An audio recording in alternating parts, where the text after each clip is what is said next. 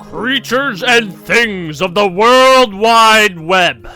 We are once again gathered together to witness another monumental upload. But the thing that makes this upload in particular esteemed is because of the fact that it's the beginning of a new series. In this series of videos, us two unlikely friends will gather our thoughts on two different subject matters, whether it be about games, movies, music, IP, or anything else under the umbrella known as clickbaitable content. We'll put our respective choices in a versus-like scenario where you get to decide who presented their case to the highest degree for which subject superior choice. But enough blabbering. After my obligatory message about asking you to do everything from liking, ringing the bell, commenting, and subscribing, today, yours truly and Meepigs will be given our cases for Cave Story and Darkest Dungeon and why they are the superior hidden indie classic. So sit back, relax, and grab some tissues, for this first episode of Nerd and Chat Reviews might get emotional. Well, in my case anyways.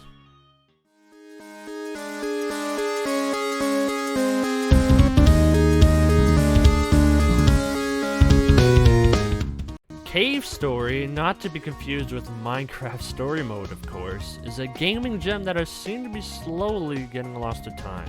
Unless you're a cultured basement dwelling specimen like me, or above the age of 32, you might not even have a slight clue of what I'm talking about. So let me give a brief history on this very godsend to humanity. Cave Story was a game solely created by one man who goes by the online name Pixel. What resolution? I'm not sure, but from the sound of things, it seems to be composed entirely of one singular pixel. Pixel, or slowly developed Cave Story into its final release form, more on that later, over the span of a whopping 5 years, with it releasing in December of 2004. And for free at that matter! Now, the reason why this is of significance is because it not only adds an extra level of appreciation to the game, and inspires me to be anything remotely similar to him one day, but also because Pixel basically made the first ever hugely notable indie game. That's right, while many point to Super Meat Boy or Shovel Knight to being the godfather of indie games, Cave Story in fact did it all the way back in 2004. Heck, I was barely 1 year old when this thing came out! And while I could go more in depth about how the WiiWare port of this game and some of the changes and enhancements it made and how it even further popularized the game on its already appraised and acclaimed status, why don't we actually get into the nitty-gritty of the game, shall we? When it comes to gameplay and the overall gameplay loop, it is nothing less but fantastic. While I am known for being the action JRPG guy, my other favorite genre happens to be platform adventure game, aka Metrovanias. Come on, you knew I was going to say that word. Literally everyone uses it.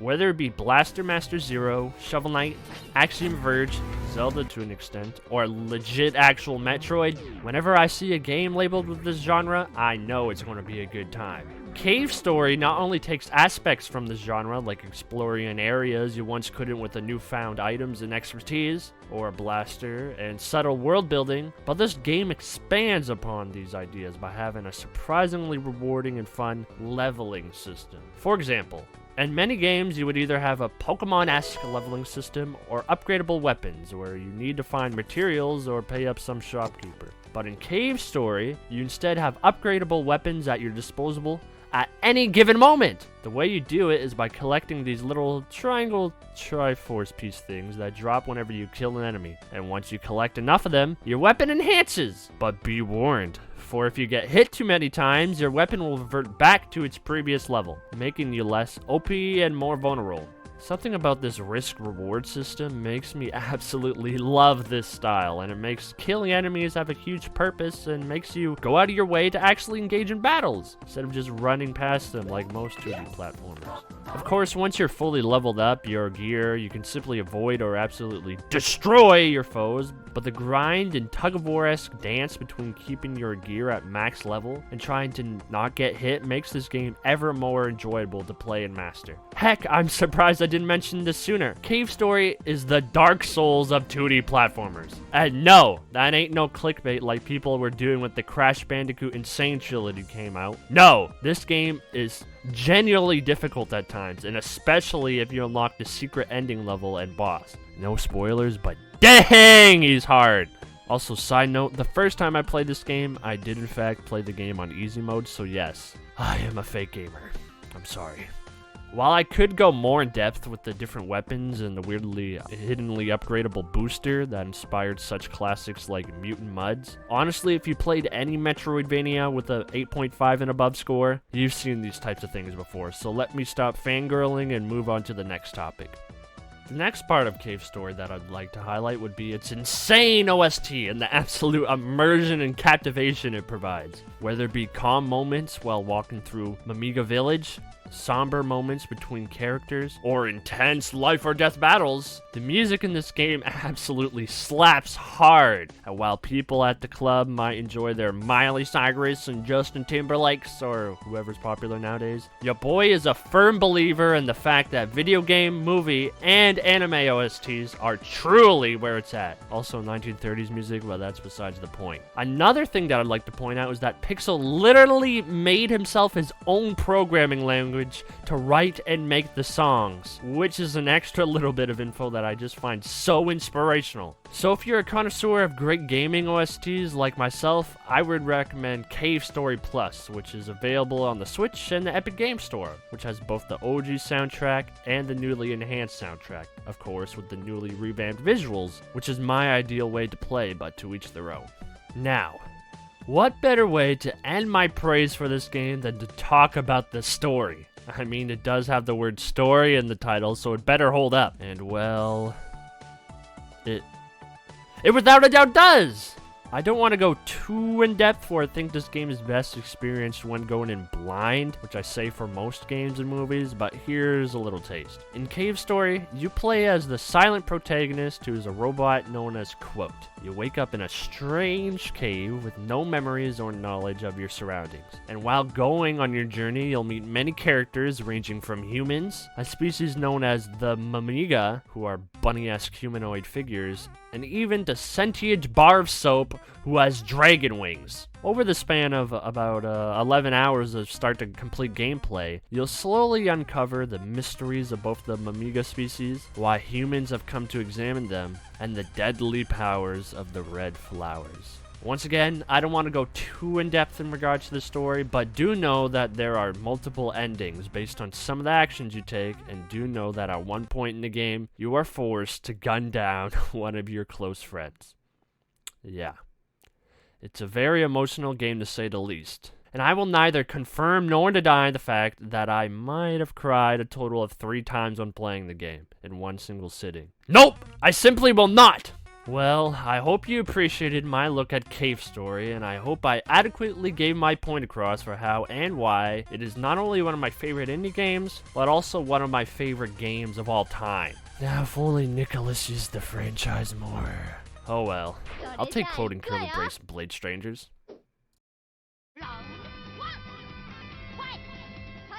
Let me, the greatest gamer, talk about the greatest game.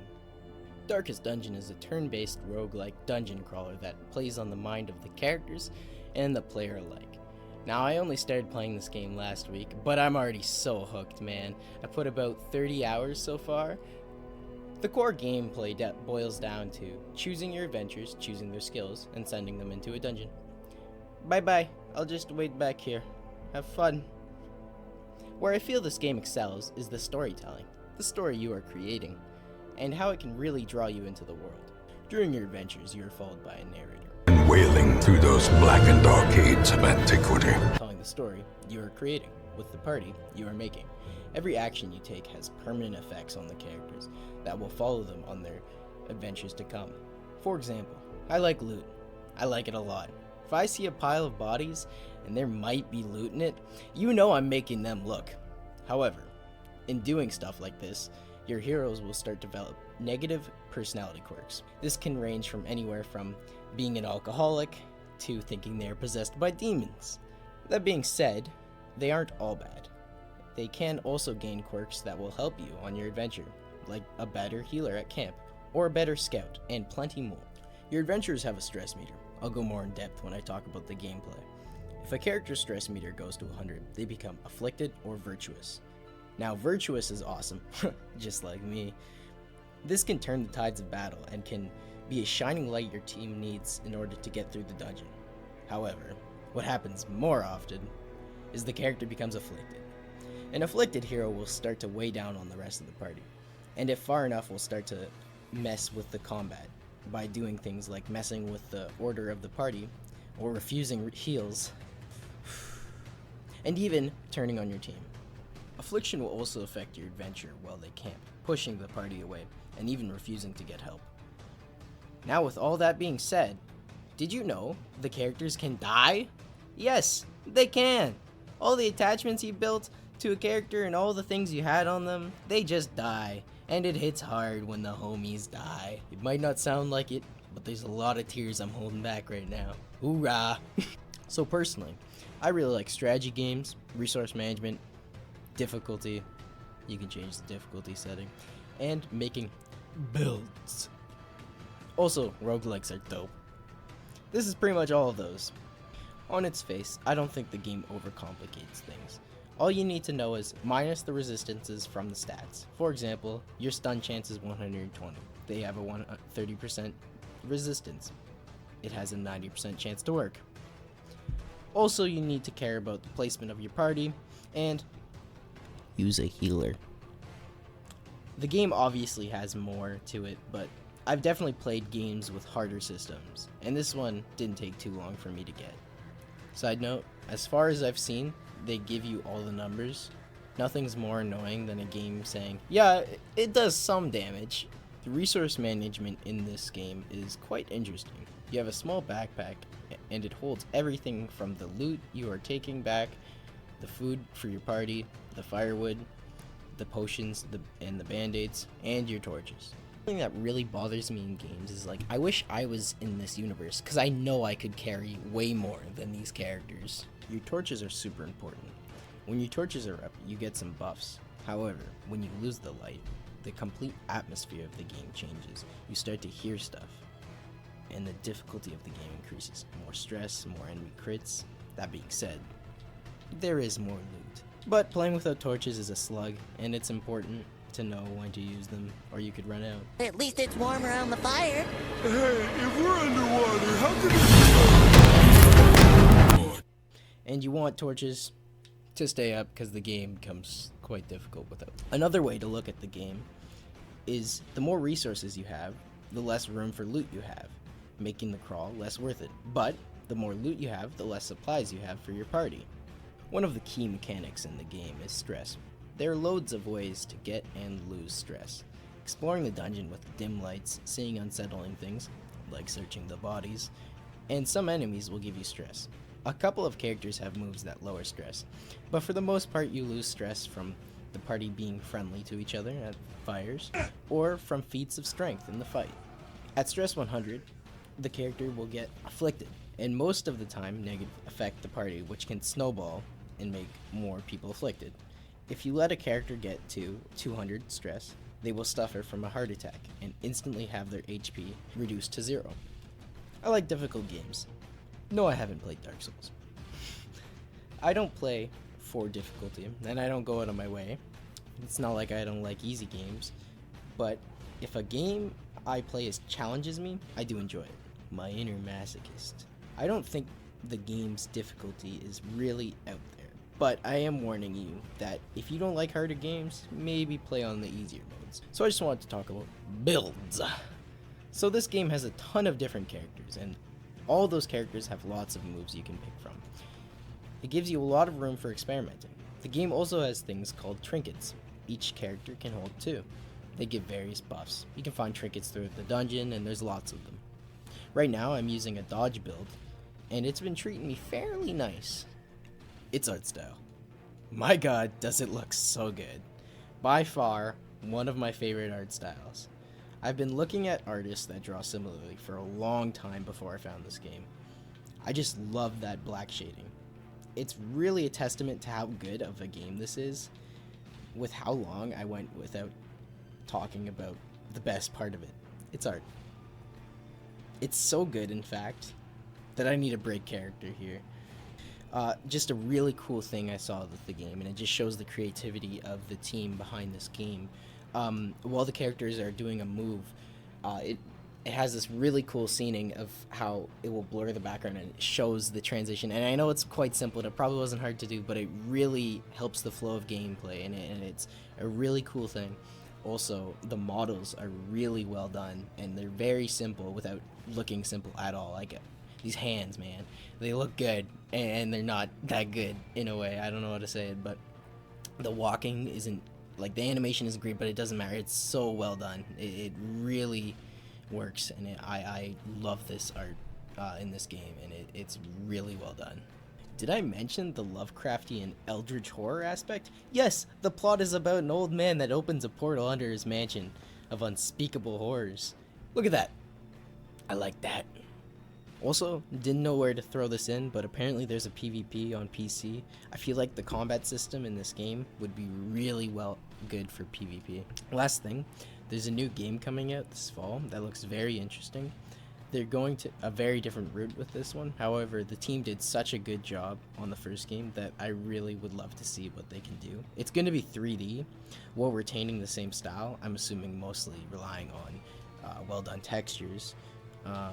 It's about like a trail. It's an Oregon Trail, I think, almost.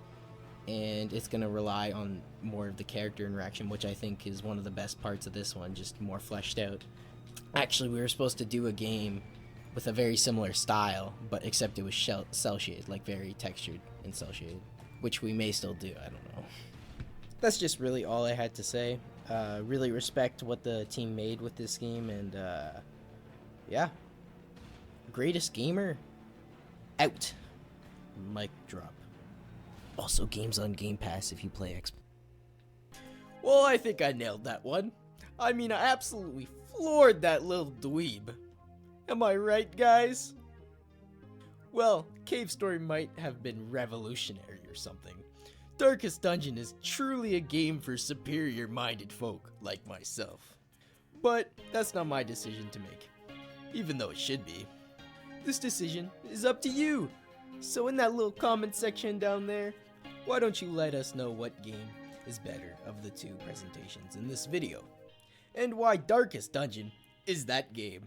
Or, if you've played either of these games, let us know what you thought of it when you played it. And if you cried, like Tinix, when you played Cave Story. Also, if you've played both these games, you, my friend, may in fact have too much knowledge for one single living organism. So provide your wisdom with caution. But nonetheless, fellow kids, stay tuned for our other uploads and more videos from this series, where I will in fact win every time, right?